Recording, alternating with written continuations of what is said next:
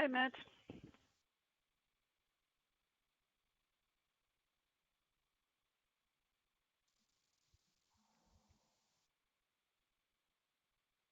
Hi, Christian. Can you hear me? Saying something. That's okay. I was wondering if you're still muted. Yeah. No. I'll Can you just hear me? share my screen now. Okay.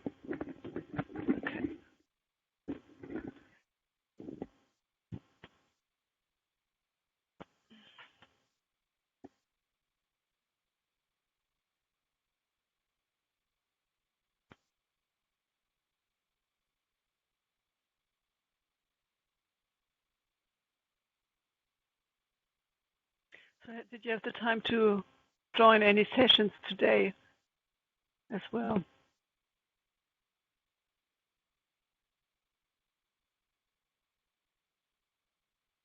No, unfortunately not. Yeah, can you see it? Okay. Yeah, but you're not in presentation mode at the moment. It's the whole slide. Oh, okay. Yeah. Is that better? Yeah, that's better. Hello, how are you? Good. Hello, Thomas. I'm looking forward to your presentation. I had a quick read through your paper that you shared with us beforehand. I'm really interested in that. We just started evaluating the 7th energy research program in Germany, which has transformational change as an objective. So I'm really looking forward to getting your insights on the initiative. Thank you very much. It's Daniel will be sharing the session, right? Or yeah. Yes. Yeah. I'm still wondering exactly how we were put in the same in the same session. So I think I'll check the points on which we can discuss, and I'm looking forward also your presentation for that. We were also wondering if we were going to be doing this in parallel, if we had an hour, or if we actually just had, I guess, half an hour. But also, should we have our discussion at the end of each session? Hello. Hello, everyone. Hi, Daniel. Well, welcome to the session. Hello. We have 1 hour, so welcome to Christine, Matthew, Thomas, and others, and the participants. We're happy to have you on board this afternoon. Well, I'm Daniela Macker, will be the moderator of this session. I'm the president of the European Evaluation Society. Very happy to share our debates today, this afternoon. These two presentations were classified in theme 3, propelling and provoking the agenda, the role and responsibility of evaluation. Well, if we try to find, which is not very easy, to find something in common between these two presentations, I would say, I'm cautious that, well, it's a way of considering when evaluation goes in places where it is not where it's not used to go, and secondary effects or more transition where it's not very easy to evaluate. So there are some challenges of evaluation for that, and we will have two presentations. The first one, Christine, with Matthew. I don't know. Christine is an independent consultant, and she will present a case study evaluating benefits to UK businesses involved in UK aid programs, evaluating secondary benefits. Christine is in charge of evaluation design and development of tailored evaluation instruments, specialized in research, technology, and innovation evaluation. She was a former member of the German and Austrian Evaluation Association and member of the UK Evaluation Association and the Scottish Network as well. So, and after that, we will have Thomas Delahaye, which is not necessary to present because he's familiar to our meetings. He was present in different sessions already. He's a French consultant, mainly working on many issues, but mainly on impact and contribution analysis, impact evaluation, and participatory evaluation, among other topics. So Christine or Matthew, I don't know how you will organize your presentation, but please, you can start. Thank you too to our volunteer, Nicolas Kipkourou. I hope I didn't make it wrong. So Christine or Matthew, I don't know how you will organize. Yeah. The floor is yours. We'll listen to you. Great. Thanks so much. Thanks so much, Danielle. So I was just going to start, and then Cristiano was going to take over from me. Great. So yeah, just this is our title slide, and we're going to be talking about the evaluation of secondary benefits of aid. I will explain exactly what that means, but it's something that's becoming really, really important in international development. And we're going to be drawing from a case study from an evaluation that we worked on in the UK. And then we're also going to be thinking more broadly about what sort of generalizations we can make, and maybe thinking towards a sort of framework for evaluating secondary benefits. So let me just shift this next slide. So just the session, we're going to try and just keep the talking part to like 20 minutes, and then we'll hopefully have like 10 minutes for discussion. We just want to start out by giving kind of a background to what secondary benefits are, and then what our session aims are, and then we're going to talk about a case study example that I mentioned earlier, and then look at like whether there's scope for developing a framework on secondary benefits. And then we'll just have a discussion after that. So that's just a sort of outline of how we're going to do it. So just some background on secondary benefits. So basically, there's been this big shift by donor countries to focusing on the dual benefits of aid. So the benefits that the recipient countries get, the developing countries where the aid is spent, but also looking at how the donors themselves, the donor countries themselves, benefit. And it's becoming, you starting to see it in the policies. It's sort of, it's articulated in the government strategies, and secondary benefits can be things like opening up markets for developed countries, for trade. Could be reputational benefits. We'll get into a bit more detail about what the different types are, but just to kind of give you a basic idea. So obviously, secondary benefits for aid to qualify as, there's a set way that the international community define aid, and they're like how much they spend towards it. It's these sort of DAC, OECD DAC criteria, and they basically that aid, the primary goal of aid is obviously for poverty alleviation and for reaching the sustainable development goals, and they and then so basically secondary benefits needs to be a kind of a secondary consideration to that. So that's why it's called secondary benefits. It's also called mutual prosperity and a whole lot of other kind of terms. So there's been really, really limited sort of formal evaluations or research of secondary benefits up till now. Most of the research tends to be on the macroeconomic benefits, like looking at the trade differences that are made. But other than that, it's incredibly limited. And it's obviously like crucial that the evidence base is strengthened for just basic accountability purposes, and for learning purposes. For example, the sort of what the trade-offs might be between secondary and primary benefits, and how that could be better optimized.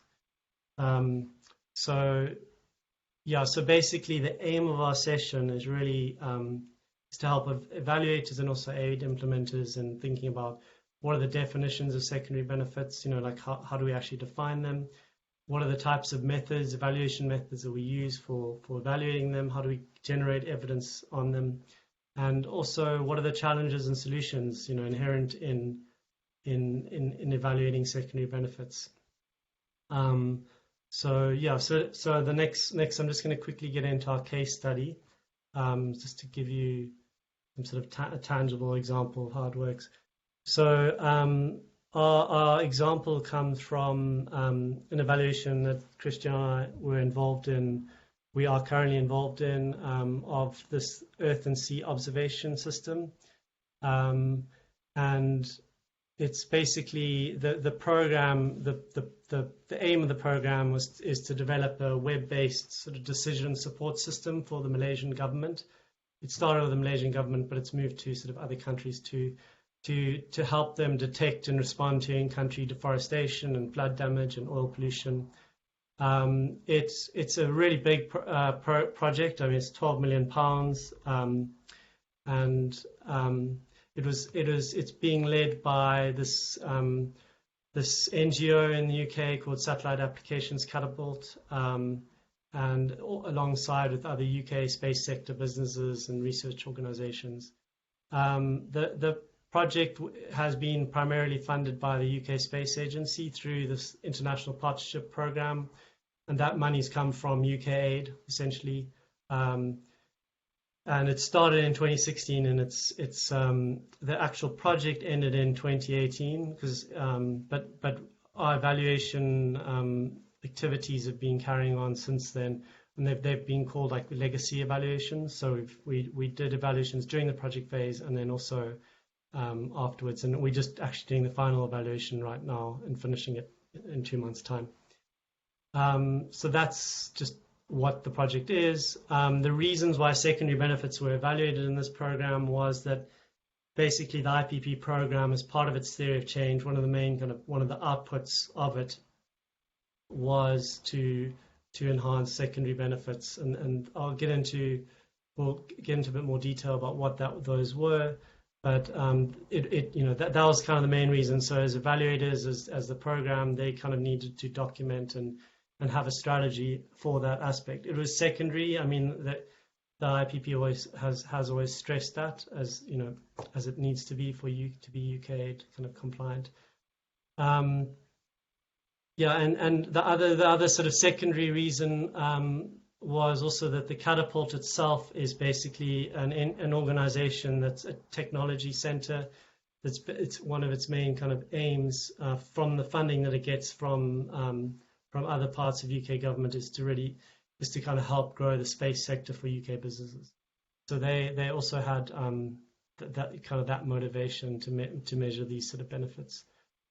So the secondary benefits in the project were just how they're described. I think that the theory of change recognizes that there's a kind of a second pathway that whereby the secondary benefits were captured, and they were basically secondary benefits related to the business and research organizations that were involved in the projects. So yeah, and then I think so. There was 3 basic kind of areas that the theory of change and the log frame sort of captured was, and those were like in terms of the raised awareness about the platform in the development space sectors. So there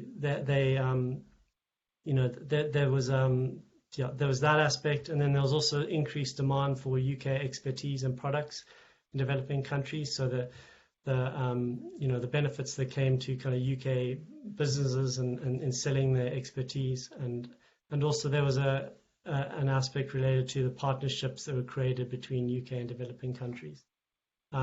This next slide, I don't think you'll be able to see the details, but basically this is the theory of change for the ESOS program, and I mean the bottom part of the theory of change was all just about secondary benefits, and the top part was about the primary benefits, sustainable development goals. And I think increasingly we're seeing these types of theories of change where we don't just have the kind of primary impact benefits, we also have the secondary benefits. I'm just going to hand over to Christian, who's going to take over. Yeah, thank you so much, Matt. Well, for the first legacy evaluation, which we carried out in the end of 2019, we identified types of secondary benefits that we looked at. which are on this slide.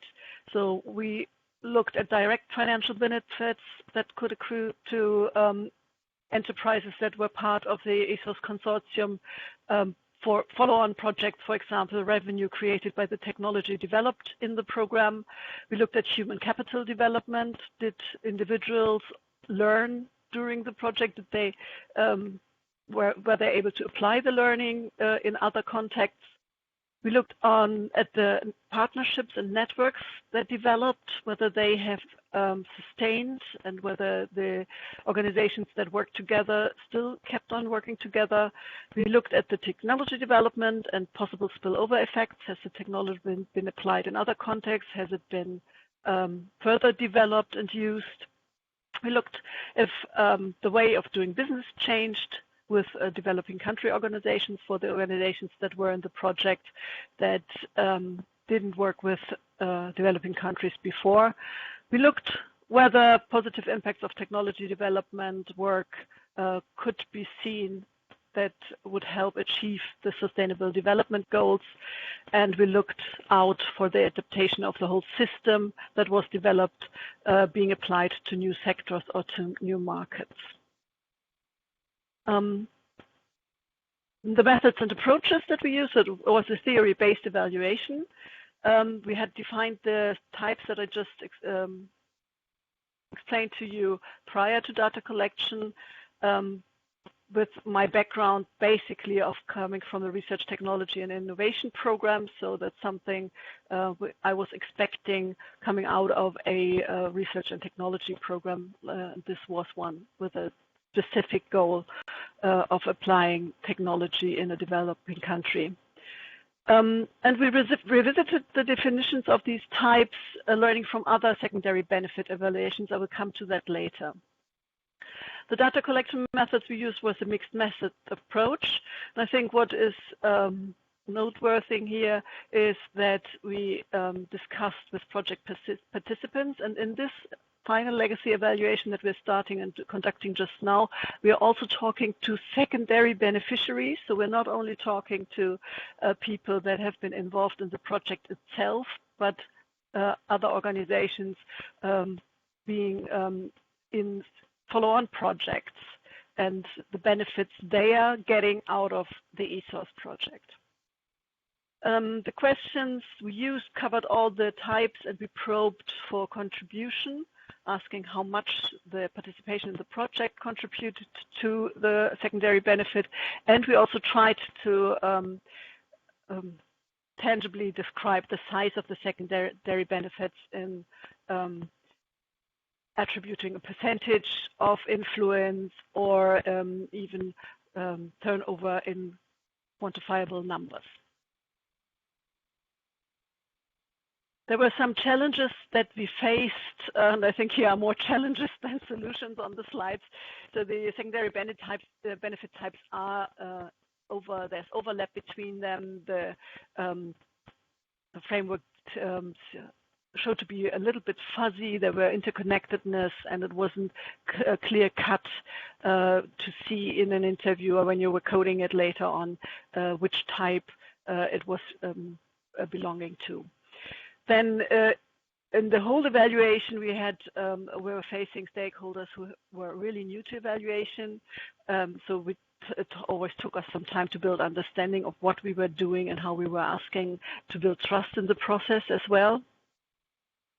It was a bit difficult in the beginning to find indicators for that specific theory of change, but we developed those and I think we got there in the end. I already mentioned that the assessment of contribution was difficult because it is, as a secondary benefit, most of it is rather partly attributable, so it's more an indirect contribution, which in itself, in the definition, is part of the definition in itself.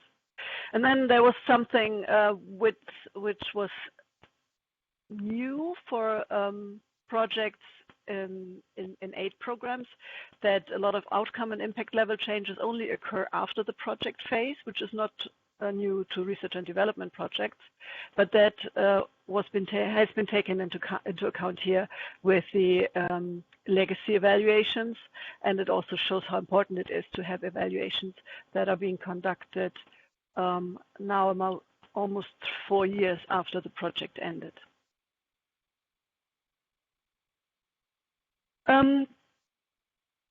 Putting our heads together with 2 other evaluations that did secondary benefit, had secondary benefits in their focus, we came up with a typology of secondary benefits, which we are using just now in the final legacy evaluation, which is a little bit more systemized than the one that we used in the first evaluation.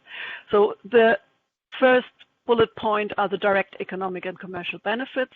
So that's revenue generated from new or enhanced products and processes. It's the commercialization of new technologies that have been developed in ESOS, but also new startups or spin-outs. Then we have as a second type organizational capabilities that could be enhanced through the participation in the project that covers knowledge, competencies, and resources that the organization accumulates over time and that it can use in future and can use even after a project ended. And the third one are new and stronger networks. Those are commercial relationships between the companies that have been involved in overseas businesses, but they are also networks and stronger partnerships for research and development. This typology came out of an exercise we did with colleagues together. Could you show the next slide? Which is a little bit fuzzy or difficult to see in the first place, but you can see here on the right, we had 3 different evaluations that looked at secondary benefit: the Prosperity Fund evaluation, the Newton Fund evaluation, and the ESOS evaluation.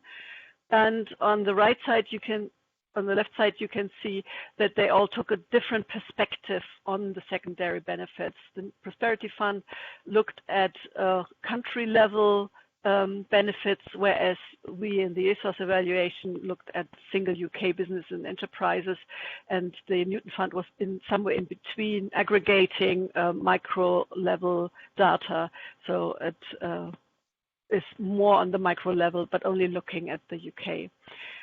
By the 4 themes that you can see indicated by the circles around, you can see that there are 4 themes that have been used in all 3 evaluations, and the arrows between the single boxes show where we used quite similar and almost identical concepts of describing the benefits accruing to the organization taking part in that program. And you can see that there's the most overlap is in the commercial benefits, which range from tangible exports or direct financial benefits to intangible, more partnership-oriented benefits. Then there's the whole thing on research capabilities, which we now renamed in organizational capabilities. That's a benefit type that especially was relevant for the Newton Fund and the ESOS evaluation, because those are research projects, research and technology projects that are being conducted with match funding of the organizations that are part of it to develop technologies that could be used in developing countries.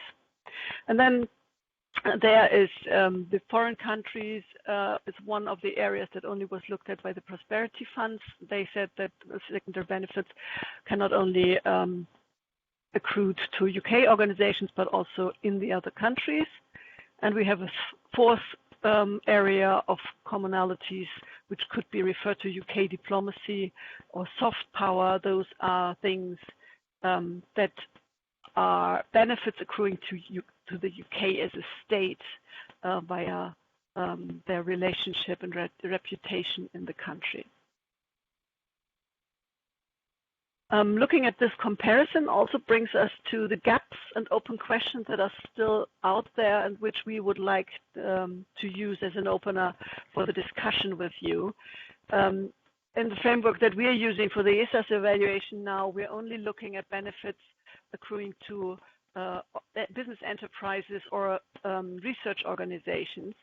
But there are missing types of secondary benefits if we wanted to go further and create a framework that's usable for more than just this one evaluation.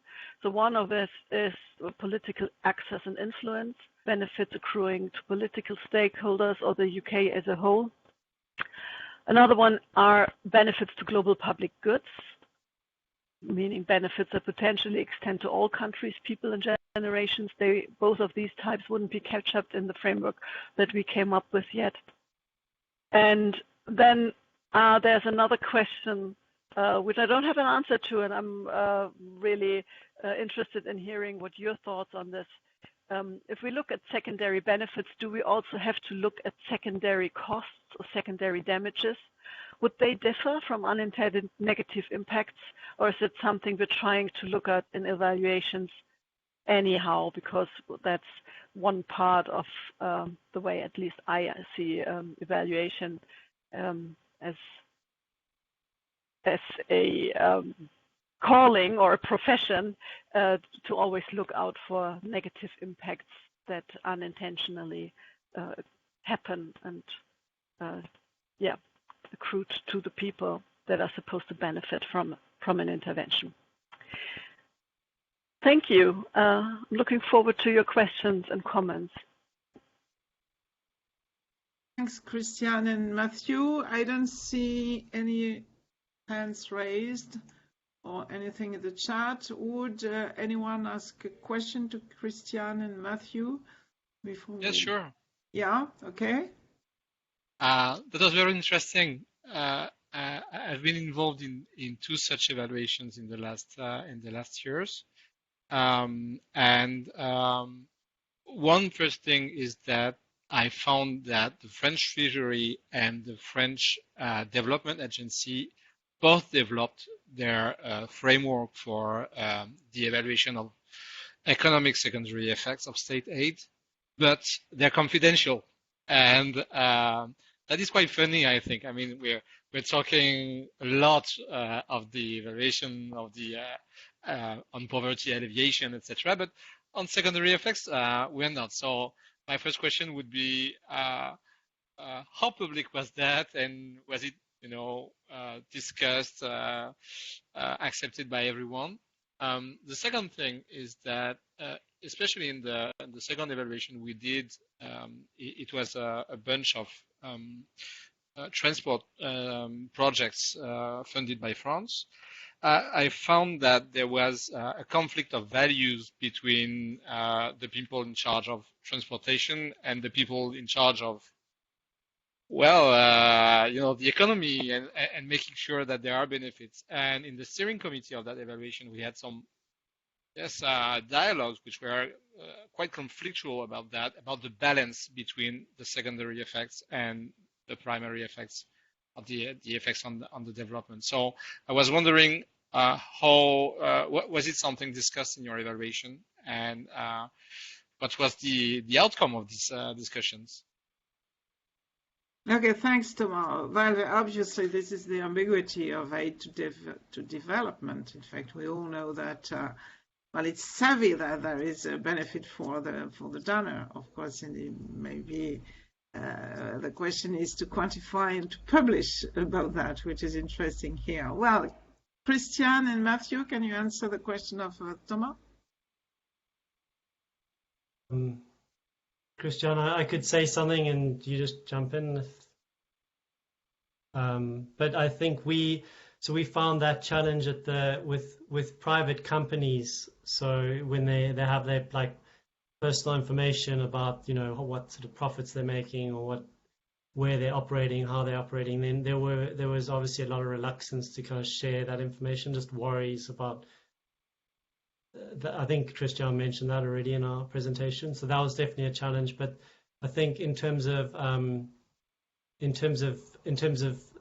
the kind of program level and the government level, I don't think there was as much concern about being transparent about that. I think if anything, they were trying to they were trying to work really hard to make a justification for it, and to make it quite explicit about what they meant they were doing on the secondary benefit side. At times they would try and word it so that it wasn't UK benefits but international benefits, whether that was kind of a euphemism or a way of trying to make it less explicit about actually what it was about. It's kind of, it's interesting. We didn't really encounter that sort of side of it at the kind of organizational and sort of state level. But Christiana, is there anything else you wanted to add? I think in the ESOS evaluation, the question of the interconnectedness of primary purpose and primary benefits and secondary benefits wasn't that much a discussion, but it was very much so in the Prosperity Fund evaluation, and I was a part of that as well, where they started to explore the timelines of secondary benefits, because it sounds like they would accrue later on after primary benefits have been accrued, but sometimes you need secondary benefits, or they reinforce primary benefits, and they would happen earlier on, like partnerships, for example, which we would classify as a secondary benefit, being defined, primary or secondary benefit being defined as something that happens indirect, not directly paid out of the program budget. So if you have stronger or better relationships, that might help in delivering the primary benefits. So that would be a reinforcing mechanism. And also, and I think that's something that the research on trade benefits shows, that if you have rising exports relations, and all the studies that I've seen, which are only a handful, it shows that there are slight increases in exports in the donor country as well in the recipient country. So you have an benefit in both countries there. To the first question of it being public, the Prosperity Fund also was, I think, the first really large fund with an emphasis on secondary benefits, and really putting that in their theory of change and trying to show the benefits that aid spending also has for the UK. And it was quite contested in the discussions whether it is whether that doesn't take the attention away from looking at primary purpose. The problem is a bit that by defining secondary benefits as something, in German we would call that Zusatznutzen, something that doesn't take an additional benefit, it doesn't take anything away from the primary purpose, but it's something that's happening anyway, which is beneficial. And you could argue by looking at it, you make more of it happening because you're designing for it. But obviously, it focuses attention on one aspect of a program and takes attention away from another aspect, and that could be the primary purpose, which then would be not beneficial for a program. So yes, you have that discussion. I think as evaluators, we really have to push for transparency and accountability about this, because I think there's a danger that if countries kind of just have this sort of hidden agenda, that we don't really know then what the trade-offs are between the primary and secondary benefits, and whether it is actually aid money and helping with poverty alleviation, etc. So even if you are against secondary benefits, I think you should still be pushing for it to be evaluated and for people to be clear and articulate about what it is. So I think that's kind of, as an evaluation team, it's something we the kind of conclusion we came to. So it's not about like whether you're for or against it. It's just that we should really be evaluating it and being clearer on it. Thank you. Well, in this debate, hypocrisy versus transparency, well, there is some kind of ethical stance in your evaluation in making it public. But if we compare, so we accept that we have secondary benefits, tangible and intangible. But if we compare the position of countries like, well, Western countries and the usual way we consider aid to development to new gamers who come to Africa and tell, well, anyway, we will companies and our businesses, and what we give you, we want a return for that. I will name no country, but we all know them.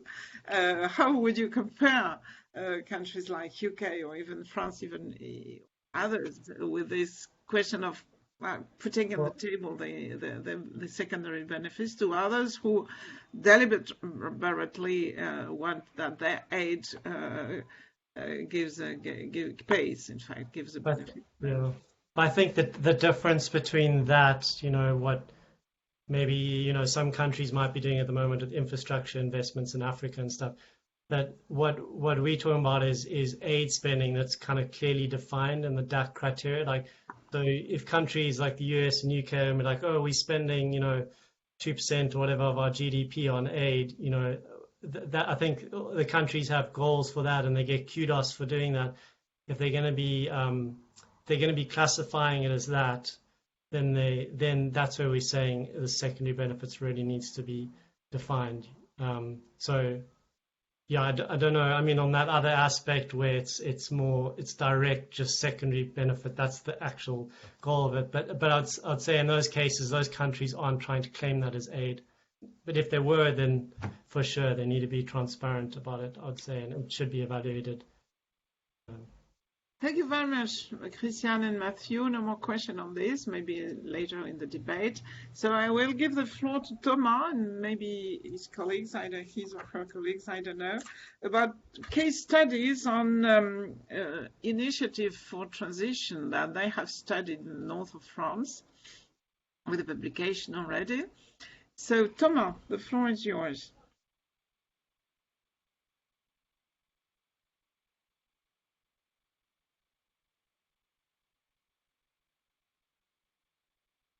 I think you're on mute. I was asking if you were seeing the presentation. Should be here. Is it working? Do you see my whole screen or just the presentation? I see it. Okay. So thank you and hello everyone. We are here to talk about evaluations of transition initiatives. So when we're using that word transition, we can talk about different things. We're talking about the transition to a new model, but you can really define this in two different ways. One way is transition is the process leading from the current economic and productive system to a much less resource-intensive system. And a second meaning is a process of transformation in which a system moves from one equilibrium regime to another. So we are really on the second meaning here. And it's important to have this in mind when we are evaluating transition initiatives, that we're not all talking about the same thing. If we're talking with engineers, if we're talking with people who have a technical or technological view of transition, they would say, well, if you want to evaluate transition, you start doing a series of innovations, and you will look at these innovations, try to see whether they reduce the use of resources, natural resources, if they reduce GHG emissions, and can we aggregate gains, and then we get to a less resource-intensive system. And this is an evaluation approach in which you have many measurement challenges, but which is a lot about finding the right measurement approach and then aggregating the results. In the second meaning, transition actually is a political issue. It is about saying that, well, we want to go to a less resource-intensive system, but actually nobody knows what it looks like. Nobody has just the most simple idea of what it looks like. We have philosophers telling us what it looks like, but we don't have empirical examples. And actually, nobody knows how to do it. Nobody knows how to go in that direction. So we are getting in a situation where we have a huge problem for an evaluation. It's that actually we have nothing to compare with. We just don't know if what is happening, the thing we are evaluating, is actually comparable to what should be happening, because we don't know what it looks like. So we are really in that situation when we evaluated transition initiatives. So we have 3 examples here. I'll say just a few words about the first one, which was almost 10 years ago in 2012. We were commissioned by a region in northern France to evaluate an experiment which was called the regional ecological and social transformation. And it was a lot about testing new ways of designing policies to get to a new model of development. And the idea was to go on the regional competencies, its areas of competencies, and try to see what could be done with all the stakeholders involved on that topic. Karine, perhaps you can say a few words about the 2 others. Yes, hi everybody. We worked also with the city of, the town of Los Angeles, very north of France, a former mining town. So you can see these cold mountains in the picture. So it's a town who engaged in a process to go from black to green very strongly, and with a systematic approach, with a participative approach implying the inhabitants. And we evaluated this way of doing things, all the initiative at the request of the town and of the French Environment Agency, the ADEME. It was like 4 or 5 years ago. And we did a similar work with Grande-Synthe, which is also located in the north of France and have many common points with Los Angeles. Here, the mayor, Damien Carême, is quite well known in France for hosting migrants against the willingness of the state. And he has a transition process which is guided more by social emergency, so eating well, living well, being able to move around. He promoted free transportation in Dunkerque, the community that includes Grande-Synthe. And we evaluated this initiative more recently, something like 2 years ago. Thank you. So these transition initiatives, they are always, most of them are local. They are set, on the territory on which they are. Actually, they are extremely infrequent. One of the main reasons being that transition stakeholders are wary of evaluation. That's a euphemism, because actually they're most of the time hostile to anything that looks like measuring or assessing what they would be doing. So the first question was, why would you do that? What would they do that? Actually, we found that there were 2 main reasons. One was actually settling controversies and actual achievements. On the first example I gave with the region of Nord-Pas-de-Calais in northern France, actually people told me in the inception phase, you need to uncover that scam. This is a scam. It doesn't exist. They don't do anything. Just show that. And the other people on the other side would say, please show them that we're doing something, because they don't understand what we're doing. The second reason was that the people, especially at the French Environment Agency, were looking to build a model. They say, okay, we want to transition more cities, so can we develop a model and just disseminate that model and deploy that model afterwards? We'll show that actually that doesn't work. So we developed an approach which is a collaborative approach, and which was also a contribution analysis. So contribution analysis is one of the impact evaluation approaches that exist around. These are really it's really an approach which is a lot about why and how my intervention made the expected difference. That's what you see on that map. I won't go into all the details of contribution analysis, but it was working well for transition analysis, meaning transition initiative, meaning an intervention in which we didn't know what were the pathways to change and what actually was the change we were looking for. Because consequences of interventions are generative, so we know that it's an iterative process to have the expected changes. Because in a contribution analysis, you're looking at configuration of factors. You look at different factors leading to changes, and contribution analysis is particularly good when the intervention cannot be assumed to be the main driver of expected changes, which was the case also here, because we are really looking for a new model of development, and we know that model will need a thorough change in society. And contribution analysis is also an humble approach. It's abductive, meaning that it's extremely iterative. We're always looking for new explanations, new claims to be tested. And it's not that much about proving things. It's a lot about reducing uncertainty about impact. So being certain enough, sure enough that we're making a difference. So we had 3 of these evaluations plus a few smaller ones.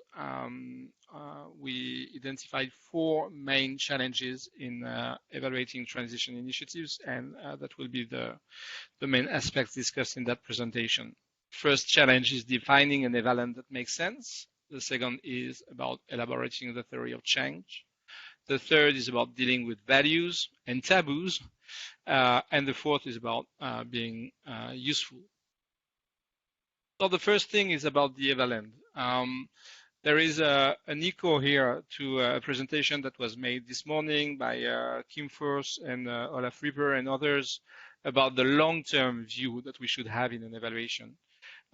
These transition initiatives, they don't come from nowhere. In the case of Los Angeles, that northern town, actually the initiative can be explained by the end of the mines, the end of the coal exploitation, and you could go back to the 70s to actually try to understand what was working. The second thing is that when we are defining these initiatives, it was not clear what we were evaluating. If we were evaluating innovations done in the context of these initiatives, or if we were evaluating an experiment or a method or a set of practices or different other things. What we did was frame that as local dynamics, saying these initiatives, they are groups of stakeholders working together towards a common aim of transitioning and in a dynamic of collective learning. So what we evaluated was these local dynamics and not experiments or innovation. So it changes, it has extremely important consequences about the evaluation. The second thing is that we needed to elaborate the theory of change. So that's a common challenge in many evaluations. But in most evaluations we're doing, the issue we have is that people, they just tell you about the cause and effects that they expect. They have objectives and that kind of things, but they don't know about the problem that they're trying to solve and about how can we bring about change. That was exactly the contrary in these transition initiatives, because at heart they are about defining problems, having a clear view of what is wrong and how we can bring changes. But the thing is that to do that, they are using concepts and they are inventing concepts because they don't think that the usual concepts are reflecting what they're doing. So they use concept, they use obfuscating language. They say, yes, we want to make system by producing common goods through the rearrangement of stakeholders. And okay, as evaluators, we would just come, sorry, we didn't understand. Can you explain that to us as if we were children, because we don't understand. A second issue they had is that their final aims and the thing they were doing were all intertwined in what they were saying. They were talking about transitioning and about a small workshop the day before, and it was the same thing. It was within the same concepts.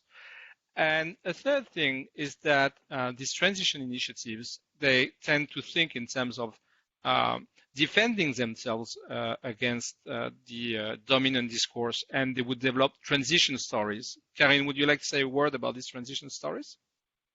Yeah, it has been strongly developed by the town of Los Angeles. Somebody worked full-time on Los Angeles transition story for at least 2 years, so it was quite an investment. It's related with the idea of narrative democracy, where sharing a political vision is also about sharing a story, about where we come from. So assuming for Los Angeles mining and black past of the town and of the landscape and everything, about what are the problems right now and where we want to go together, and how we share the same desire for this future. So it's not only propaganda, but in the evaluation we have shown that it's quite a powerful mechanism to engage people in the transition. And just a word about the picture, because Los Angeles has worked a lot on how this story is not propaganda, and how many voices can express themselves in this transition story, and how you can imply the inhabitants. And they have developed local TEDx with the inhabitants who are telling the story of Los Angeles and of the transition, and of where are we going together, and what's wrong and what's right in this dynamic, and they call it an evaluative tool. So it's really mixed with the evaluation concept and tools. So it's just great. The thing is that when we're asking the stakeholders to tell us in their own words what was happening and what was this initiative about, well, actually, they would just tell the story, tell the transition story. So, which was an excellent evidence that the transition stories as a mechanism was working, but it was not helpful actually to develop a theory of change. So what we did was a few things. The first thing is that we developed two-stage theories, one in which we had reachable goals, things that actually we can empirically assess, and the further goals which relate to the new models, which is only something we can hope to link to what is done. The second thing we did is to formulate macro mechanisms. You can see the presentation on causal mechanisms by Johannes Schmidt just today to learn more about this. But these are big mechanisms, institutional mechanisms, in which we could see what these local dynamics can do. And we did that using actually the concepts of these transition initiatives. And an important lesson here, which is really related to contribution analysis, is that contribution analysis gives the needed time to actually learn about these mechanisms and make claims that make sense to the local stakeholders. If we had come, with a simple intervention logic or an evaluation grid with questions at the beginning, everything would have been wrong. So what we needed actually were a few months of work with the people just to make sure we had good claims that we could test afterwards. So this is the general theory of change of these transition initiatives. So you can see on the right that new model of development towards which they are going. And you can see in the first box on the left the different mechanisms, the macro mechanisms, which actually were triggered by these initiatives. So I won't go through all of them, but you can see shared narrative, which is what Karine just explained.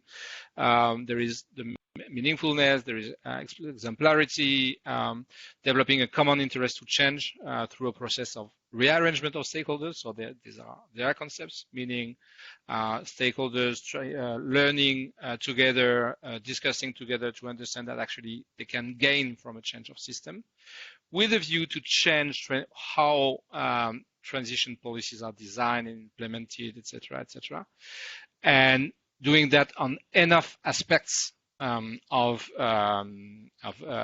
policy to actually start making system, again, that's their words, so that the different areas of change start linking together. So actually that's the black box of the first diagram we found, and it's related to these transition initiatives, but it could be quite different in other cases.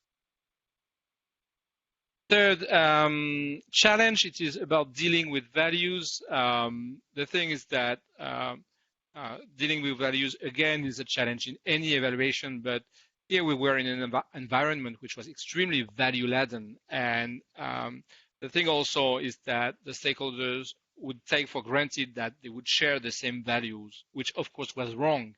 It was not easy actually to go through this kind of topics. What we found is that to be able to evaluate such transition initiatives, we needed to at least espouse the terminal value of transition, saying that, okay, we agree that we need to transition to a sustainable and equitable future. But the thing was, we needed to agree on the fact that we don't know what it would look like, and that people would have different attitudes toward what was this future.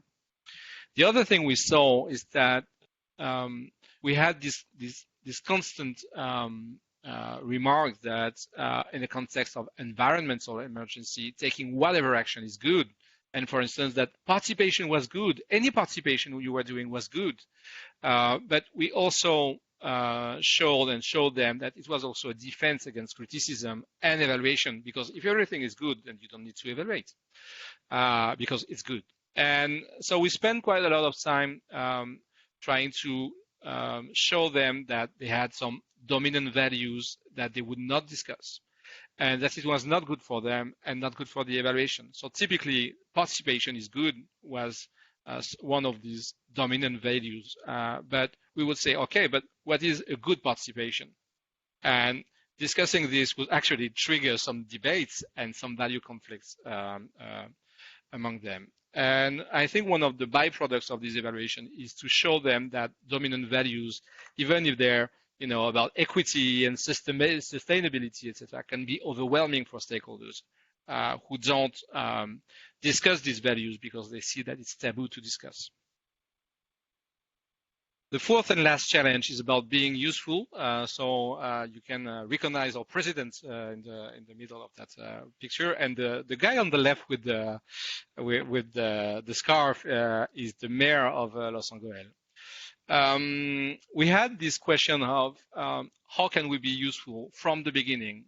I think the main use we had in hindsight was about co-redefining the concepts with them. So there were a lot about developing a model, and we say that probably a model is not the right way to go, but that you could define ingredients and that you could learn actually how to cook with these ingredients. But that was not a straightforward process. And the process through which we developed these ingredients, and we also agreed with them that there was no model, but that you could learn people to cook, was actually an interesting one. We also brought the thing to learn from success and failures. The fact that they were, working so much on narratives meant also that they were working a lot on successes and just not considering the failures. And perhaps one last thing is how can evaluation become a political argument for transition leaders? Politicians don't always love evaluation because it's complex and that kind of thing. But I think it was interesting to see how the guy on the picture, Jean-François Caron, would use evaluation as a political argument. Perhaps, Karine, you can say just a few words about this, and then we have just one last slide. Okay, very quickly, maybe. I'm not sure. Well, I'm quite sure Jean-François Caron does not use the evaluation results to present concretely what he has achieved in his town, but more as a principle, as well, it's done. So you can believe me, I've proven what it's been proven in studies. So now we can talk about how we can go further together. I think it's more that kind of political use. So for a conclusion, we say walking the talk of transition. One first conclusion is methodological. We've been working on contribution analysis for more than 10 years now, and we can see the value added of the heuristic of contribution analysis, the principles of contribution analysis, the fact that we can spend time conceptualizing the intervention, looking at mechanisms, and having actually some time to investigate and iterate until we have something that is meaningful for us, but also for the stakeholders. And I think the importance of time in that case should not be withstood. The second thing is really about this dealing with values. The fact that we were in such value-laden environments meant that we needed to be clear about our own values in that case. We couldn't do as if we were neutral. And this doesn't mean that we had to agree with everything that was done, but at least that we had compatible values and that it was actually needed to be able to evaluate that. Meaning also that what we've learned in those value-laden environment was also something that we could use in other evaluations. Thank you very much. There is a paper that is available, published in the SWEV, a German journal last year, called Evaluators in Transition. Thank you very much, Karine and Thomas. I don't know if there are questions here. There's none in the chat, but well, at the conclusion, I was really interested in what you say about values. And when I read your paper, I could see that there is a question where you say, well, transition for the evaluator is necessarily something positive. It's not possible for an evaluator to consider that it's good to go backwards. The evaluator goes ahead and goes to the progress and brings progress, and that's interesting. And maybe what is in common with these two presentations is that finally they deal with the question of ethical stance of the evaluator about values. What is our position in some areas where we decide or we accept to bring to analyze or to bring another view, etc. And I think that's important because, of course, there is a mindset of evaluator. We are not neutral, not at all. And that's something that we have to question about what we accept or what we want to do. Well, there is a question. What methods did you use to make your own values transparent? You have 2 minutes. Yeah, thank you. Thank you, Daniel. Thank you, Christian. I'll speak for me, and Karine, you can say a word as well. The first evaluation was in 2013. I had been an evaluator for less than 10 years, and I think it came as a shock at some point that I needed to be clear with myself. And I think it was a lot about, just reflexivity and what am I doing right now, and am I clear? And specifically something that was in my contribution claims, am I putting my own values or am I really reflecting theirs? And the fact that we had time and that we were iterating made it clear what was mine and what was theirs in the end. Karine, I don't know in the two other evaluations. I think I was not, yes, I was a bit more experimental, but experienced. I had the feeling that I had no choice but to think about my own values, because I was talking with people, always talking about their values and trying to test you also, because there was a challenge of having a confident relationship. And well, I had no choice but thinking of it, and I could rely on Thomas' experience, past experience. Just to say one thing is that in a very recent evaluation after these three, actually I started with the evaluation discussing the values. That was really the very first point, and it was a participatory process. And I asked, okay, what is good participation? And the bulk of the evaluation was actually just discussing that question because it was of interest to them and they would never discuss that. So what it changed is really starting with values. Doing in those cases, we tended to start with methodology. And so it's the other way around. It works quite well. I think it would be really interesting to hear your experiences on the method development, because I think that's something we as evaluators can really take forward, especially in the light of the discussions that have happened in this conference. How do we make clear what we want to achieve and how much that influences our evaluations, and how much are we just how much are we reflecting what others want to achieve? So to have some more methods and some more tools to do that explicitly would be something I would put into the booklet for myself and for evaluation organizations and societies all over Europe to help on that one, become more professional. Thank you very much. Yes, a very interesting debate about this question of values and neutrality, independence, and mindset of evaluators, ethical stance, etc. Thank you very much for offering us the opportunity to listen to you and have this discussion. Thank you very much. Have a nice continuing of the conference. See you soon in other sessions. Thank you and goodbye. Thank you to the volunteer too and all those who participated. Bye. Goodbye. Thank you. Goodbye. Au revoir, Daniel. Thank you. Bye. Thank you. Bye. Is there